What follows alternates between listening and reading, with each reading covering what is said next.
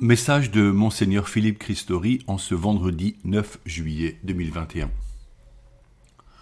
Comment ne pas nous réjouir de l'ordination diaconale de Clément qui eut lieu dimanche 4 juillet.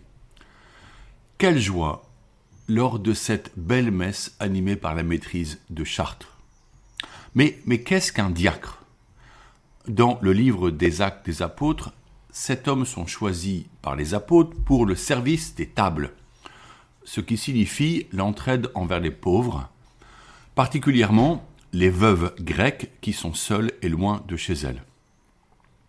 Aujourd'hui, le service à rendre en tant que diacre ne peut pas se confondre avec la suractivité du monde.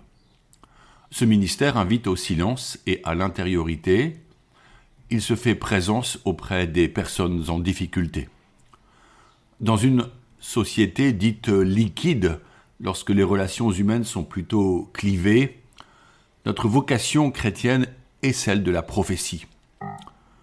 Demeurer en silence et dans le recueillement, à l'écoute de Dieu, ou encore aider autrui chaque jour, quand les jeunes sont attachés à leur casque pour visionner TikTok ou Snapchat, c'est un acte prophétique. Annoncer Jésus, Messie crucifié, dont la puissance se manifeste dans l'abaissement, appelé la kénose du Christ, peut paraître vain dans le vide des déserts humains. Mais la parole semée au gré des rencontres s'enracine à notre insu et de manière improbable dans des cœurs assoiffés de vérité et de sens. Ce silence est une parole. Ce silence dispose à l'écoute. Ainsi, la parole de vie fait son chemin pour un nouveau printemps de la foi. À l'instar du diacre Saint Étienne, le chrétien devient le porte-parole d'une bonne nouvelle audacieuse et en même temps délicate, car la sagesse que nous annonçons n'est pas celle du monde ni la nôtre. Elle est l'annonce d'un visage discret, celui de Dieu fait homme, qui ouvre son cœur particulièrement aux pauvres et aux humbles, à ceux qui veulent le rencontrer et qui le cherchent en vérité. Comme le prophète Ézéchiel, nous sommes consacrés pour aller dire à ceux qui accepteront d'écouter « Ainsi parle le Seigneur ». Car ce n'est pas notre parole que nous proclamons. Nous annonçons le Christ qui parle par l'Évangile, le même hier et aujourd'hui. Sous la conduite de l'Esprit Saint, nous le prions de se manifester dans la vie de nos contemporains. Cela demande un travail de méditation afin que l'Évangile devienne notre nourriture familière au quotidien. Cela est ardu. Peu à peu, si nous faisons cet effort avec constance, la parole devient comme une sève qui coule en nous. Elle éclaire notre pensée et irrigue nos actes. Elle se fait lumière dans notre discernement et notre témoignage. Alors le disciple apporte ce message sur les agoras du monde, là où beaucoup vivent sans jamais venir boire à la source d'eau vive, le cœur aimant de Jésus-Christ. Ces jours-là, l'envoyé se sent faible. « Ma grâce te suffit, dit le Seigneur à saint Paul. » On connaît l'ardeur de Paul à annoncer la bonne nouvelle. On voit son courage dans l'adversité. La grâce ne manque pas. La présence aimante de Dieu infuse délicatement dans nos propres vies, dans celles de tous ceux que nous rencontrons. Le service du diacre, comme celui du baptisé, est l'expression de notre amour offert. Il exprime la valeur de toute personne vers qui nous sommes tournés. Comme la Vierge Marie, la frêle jeune fille de Nazareth, la grâce est là pour se mettre au service de nos frères en toute hâte, dans le recueillement et le silence, dans l'humilité et la joie. Ceci fait expérimenter la joie de l'Évangile. Comme ces disciples de Jésus, envoyés 2 par 2, annoncer le royaume et qui revinrent le soir tout joyeux. Le pape reprend le précepte de Jésus adressé à chacun de nous. Allez de toutes les nations, faites des disciples, baptisez-les au nom du Père et du Fils et du Saint-Esprit, apprenez-leur à observer tout ce que je vous ai commandé, et moi, je suis avec vous tous les jours jusqu'à la fin du monde. Matthieu 28 au verset 19 et 20. C'est une église en sortie que le Saint-Père appelle de ses vœux, et je le cite, sortant de son propre confort et ayant le courage de rejoindre toutes les périphéries qui ont besoin de la lumière de l'Évangile. Dans Evangelii Gaudium numéro 20. Une question fondamentale est de savoir si chacun de nous a fait l'expérience de la joie de la mission, en allant, à l'instar des disciples, rencontrer des personnes inconnues juste pour leur parler de Jésus. Cela requiert une certaine audace, mais pourquoi ne pas s'y essayer ? Quel risque prend le missionnaire qui ose ainsi se livrer sans sécurité et partager sa foi ? Certes, le rejet est possible, mais ce n'est pas un risque grave, juste le sentiment de ne pas être entendu. Mais quelle joie quand un échange s'engage, une prière est faite ensemble, quand une personne remercie d'un moment d'une rare intensité. Jésus ne restait pas longtemps au même endroit. Il repartait vite vers d'autres villages. Il se laissait approcher par chacun, il rencontrait et délivrait des personnes rejetées, comme ces hommes enchaînés dans un cimetière, considérés comme fous. L'Évangile est rempli de ces récits merveilleux qui peuvent se vivre aujourd'hui.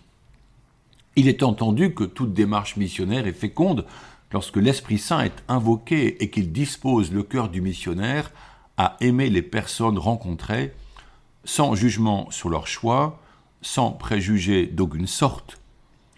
Le missionnaire apprend à s'effacer dans l'échange et il n'est en rien la référence mais le simple témoin d'un don immérité et reçu qui a changé sa propre vie.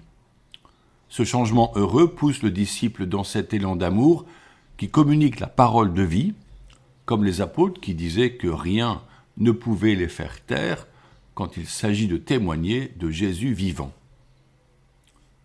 Le Saint-Père est un fin connaisseur de la vie des diocèses. Il fut un pasteur sur le terrain parmi les gens. Il appelle à une nouvelle conversion pastorale. C'est pourquoi le programme que chaque paroisse de notre diocèse portera en septembre prochain ne peut pas être le même que celui des années passées. La pandémie est passée par là. Les personnes ont vu évoluer leur rythme de vie. Les cœurs sont pour beaucoup prêts à accueillir Jésus. Parler du Christ ouvre un chemin nouveau. Dans nos écoles catholiques, envisager une véritable pastorale n'est plus réservé au petit nombre des croyants ou aux professeurs convaincus. Le confinement a révélé un besoin de vie spirituelle. Ainsi, le pape invite, et je le cite, chacun à être audacieux et créatif dans ce devoir de repenser les objectifs, les structures, le style et les méthodes évangélisatrices de leur propre communauté. Evangelii Gaudium au numéro 33. Nous faisons parfois le constat que certaines paroisses peuvent sembler fermées sur elles-mêmes, tels des clubs réservés à leurs propres membres. Comme il importe de décloisonner nos actions pour nous renouveler, particulièrement en donnant une place de choix à ceux qui sont à la marge. Citons le pape qui nous dit, et je le cite, « Je préfère une église accidentée, blessée et sale pour être sortie par les chemins, plutôt qu'une église malade de la fermeture et du confort de s'accrocher à ses propres sécurités. Je ne veux pas une église préoccupée d'être le centre et qui finit refermée dans un enchevêtrement de fixations et de procédures. Si quelque chose doit saintement nous préoccuper et inquiéter notre conscience, c'est que tant de nos frères vivent sans la force, la lumière et la consolation de l'amitié de Jésus-Christ, sans une communauté de foi qui les accueille, sans un horizon de sens et de vie. » Fin de citation dans Evangelii Gaudium numéro 49. L'Église est une mère pour tous ces enfants venus de tous les horizons de la vie, souvent blessés ou pauvres, là est sa richesse. Dans cet accueil missionnaire, là est la source de la joie.